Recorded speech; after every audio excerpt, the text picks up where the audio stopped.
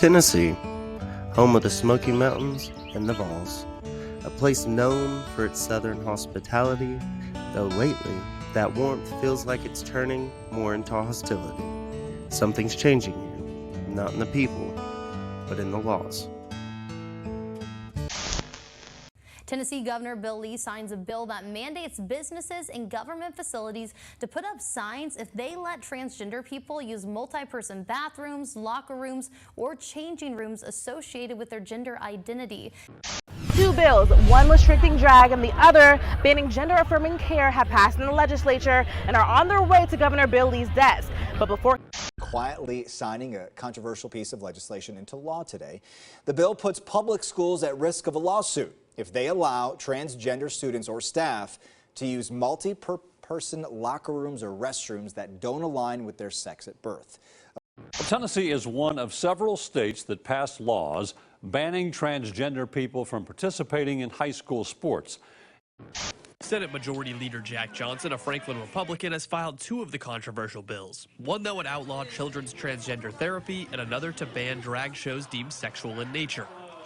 Tennessee House has passed a bill requiring transgender student athletes to compete on teams that match the gender they were assigned at birth.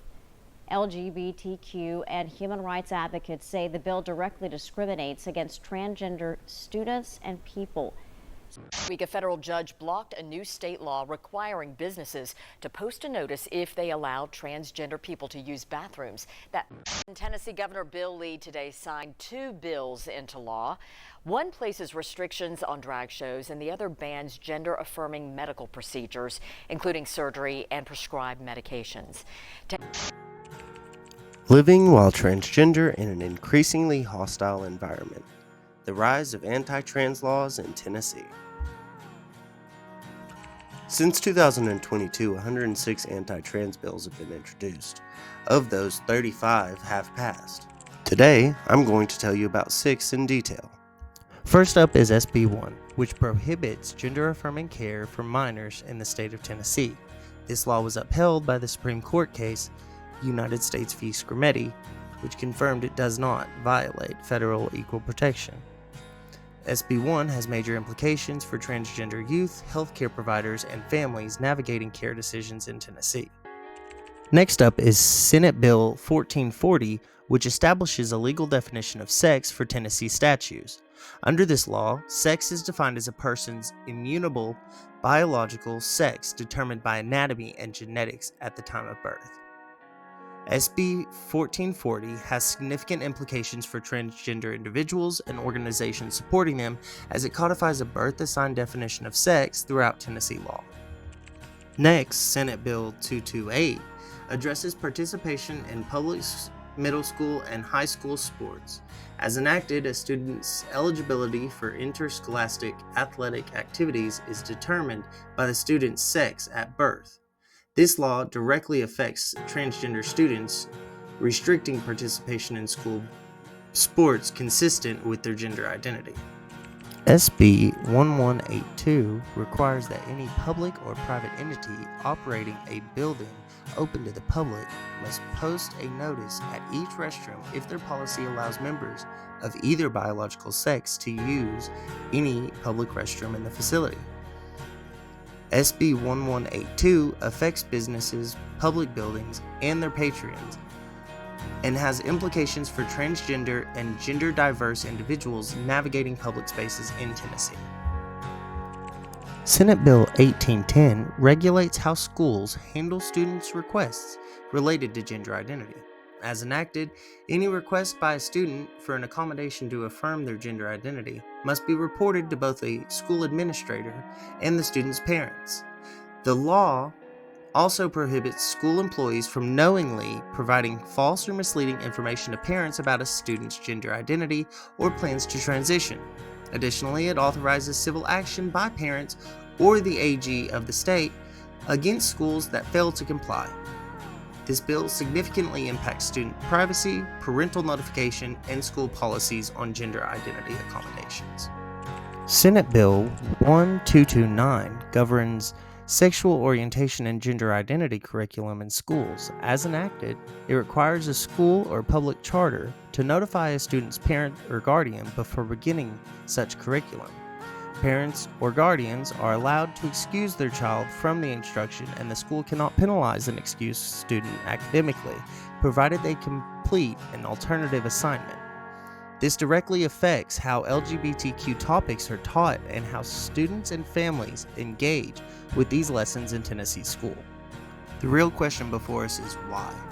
Why is this happening, and why are they passing so many... Oh yeah, that's right.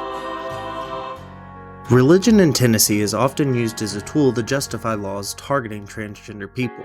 Lawmakers invoke God or a moral authority to legitimize restrictions on healthcare, school participation, and public accommodations.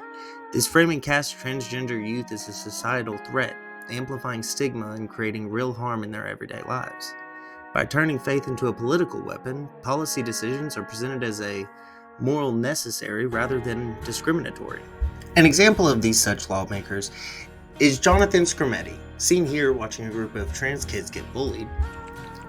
Skrmetti recently spoke at the 2025 Southern Baptist Convention's annual meeting in Dallas, where he is quoted saying, "I am in the middle of things that are so much bigger than I have any business going in the middle of, but I'm here for a reason, so I just try to remember it's not about me, and that God puts His people where He needs them, where He wants them." Of course, there are other forces behind this growing hate in Tennessee beyond religion. Historical and systematic issues like white supremacy, partisan politics, and entrenched social hierarchies all play a role. These deeply rooted structures influence lawmakers and public opinion. Together, they create a perfect storm that disproportionately targets transgender communities, shaping laws, policies, and everyday experiences. But what do these laws actually mean for the lives of transgender people?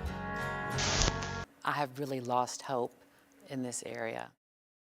After living in the state of Tennessee for decades, Jamie Combs says she's rethinking the place she calls home. The state legislature put forth multiple bills targeting the LGBTQ community, including transgender women like Jamie. 10 News. Even amid the flurry of anti-trans laws being passed, Tennesseans are still finding hope, from queer pastors in Knoxville offering sanctuary and support to all, to electing our first transgender lawmaker in Nashville. But we also have Bryant's Bridge, where they're bringing hope to these hills. Nonprofit in South Knoxville is devoted to offering young people with nowhere to go a safe place to stay for weeks, months, even years.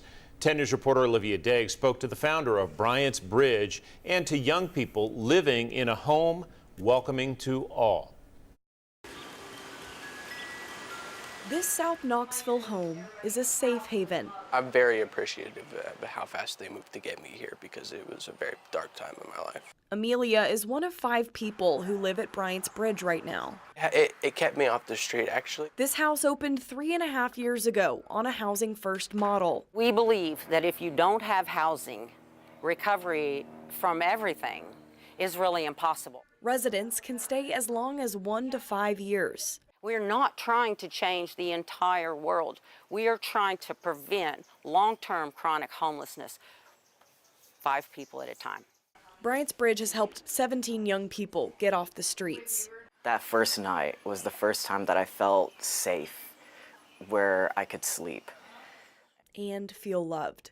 I guess after that, it was like I didn't have to hide. More than a roof, more than a bed. Bryant's Bridge shows people love. In South Knoxville, I'm Olivia Degg. And of the 17 people who have stayed in Bryant's Bridge, 9 have since found permanent housing, and you can find ways to help that nonprofit right now at WBIR.com. While yes, Tennessee has passed laws that target transgender people, the resilience of the community and the work of organizations across the state show that change is possible. From programs like Bryant's Bridge, which provide housing and resources, to advocacy efforts pushing for representation and inclusion, there are concrete ways for you to make a difference. Support local groups like Bryant's Bridge in Knoxville, connect with queer-affirming faith communities, or just stay informed and take action through Take action through organizations like the Tennessee Equality Project or the Human Rights Campaign. We all have a role to play in this. Speak up, donate, volunteer, and challenge injustice wherever you see it. Here in these hills, we stand with our transgender neighbors, proud, unbowed, and demanding the rights they deserve. We will show up, we will fight, and we will make sure they are seen, heard, and respected.